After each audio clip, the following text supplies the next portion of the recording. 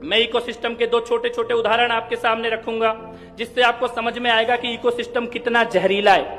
सबसे पहला उदाहरण, पिछले साल रामनवमी के दिन दिल्ली के जहांगीरपुरी में रामनवमी के जुलूस के ऊपर हमला होता है, पथराव होता है।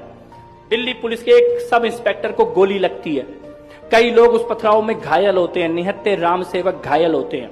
दिल्ली की पुलिस जहांगीरपुरी के एक कबाड़ी को गिरफ्तार करती है, अंसार नाम का कबाड़ी। शाम को 8 बजे दिल्ली की पुलिस उसको गिरफ्तार करती है। महेंद्र जी, सुबह 9 बजे देश की सबसे बड़ी अदालत में, सुप्रीम कोर्ट में, देश के सबसे बड़े बड़े 5 वकील जहांगीरपुरी के कबाड़ी के लिए जाके खड़े होते हैं। शेम से भी ज्यादा भयानक बात यह है, जो उस वक्त हमने सोची कि ये जहांगीरपुरी का कबाड़ी अंसार, पत्थर चलाने वाला, इसके पास इतने बड़े बड़े वकील कहां से आ गए।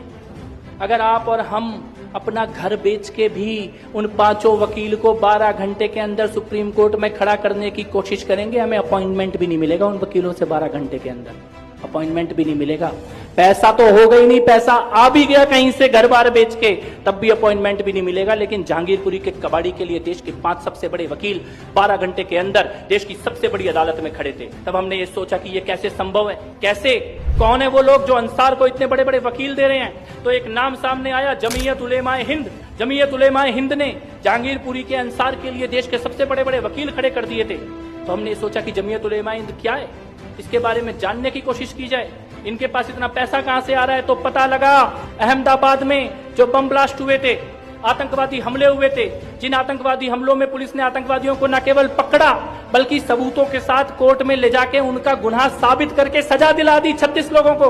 उन 36 के 36 लोगों का सजा याफ्ता कन्विक्टेड टेररिस्ट आतंकवादियों का केस लड़ने का काम अगर कोई कर रहा है तो जमीयत उलेमाए हिंद कर रही है। यानी जो संस्था आतंकवादियों का केस ऑन रिकॉर्ड लड़ रही है, वो इस संस्था जहांगीरपुरी के कबाड़ी अंसार का केस लड़ रही है। ये इकोसिस्टम है और उसके पास पैसा कहां से आता है, बड़ा सोचने का विषय है। आप लोग इस विचार को यहां से लेके जाना, जमीयत उलेमाए हिंद के पास पैसा कहां से आता है। इस देश में हलाल का जो भी प्रोडक्ट, और हलाल केवल नॉन वेज प्रोडक्ट नहीं है। अगर आप अभी गूगल पे सर्च करेंगे तो हलाल में वेज, नॉन वेज, यहाँ तक कि आपका ये पेन, पेपर, कॉपी, बिल्डिंग, इमारत, रियल एस्टेट, फोन, इन सब तक को हलाल के सर्टिफिकेशन का जो भी पैसा जाता है वो सारा का सारा पैसा जमीयत उलेमाए हिंद के पास जाता है। यानी कि आप अपने बाल कटाने के पैसे से अपनी गर्दन कटाने की, इसको कहते हैं इकोसिस्टम। और दूसरा एग्जाम्पल दिल्ली के दंगों का।